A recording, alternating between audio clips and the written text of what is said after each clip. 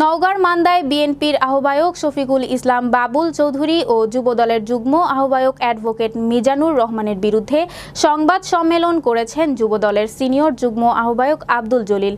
বুধবার বিকালে উপজেলা যুবদলের অফিসে সংবাদ সম্মেলন করেন। এ সময় আব্দুল জলিল অভিযোগ করে বলেন, বিএনপির আহ্বায়ক শফিকুল ইসলাম বাবুল চৌধুরীর নেতৃত্বে ও যুবদলের যুগ্ম আহ্বায়ক মিজানুর রহমান, সাবেক এমপি পুত্র সুজাউদ্দৌলা বিপ্লব ও স্থানীয় ইউপি সদস্য রাজু আহমেদ উপজেলার বিভিন্ন খালবিল দিঘি অবৈধভাবে দখল, সতীহাট এলাকায় বিভিন্ন দোকানে চাঁদা আদায় করে যাচ্ছেন।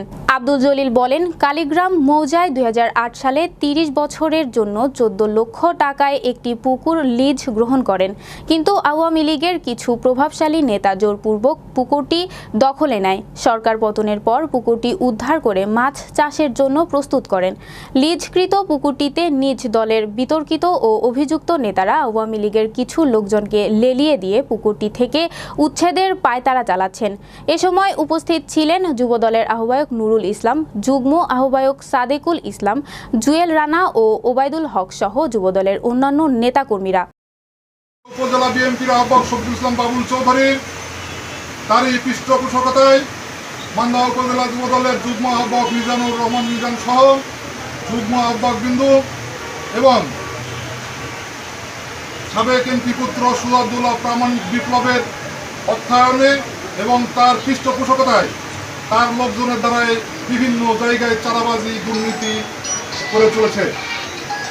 আপনারা জেনে আছেন যে গত 7 তারিখে মান্দা ফেরিঘাটে শফিকুল ইসলাম বাবুল চৌধুরীর নেতৃত্বে সেখানে একটি দোকান ঘর দখল করতে আসলে সেখানকার স্থানীয় জনসাধারণ তাদেরকে গণধোলাইয়ের মাধ্যমে তাদেরকে কিন্তু বিতাড়িত করে।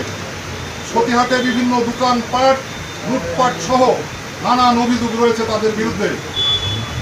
এই কয়েকদিন আগে আমাদের একজন শ্রমিক নেতা তার পুকুর দখল করতে গিয়েও তারা তাবড়ানি খেয়েছে।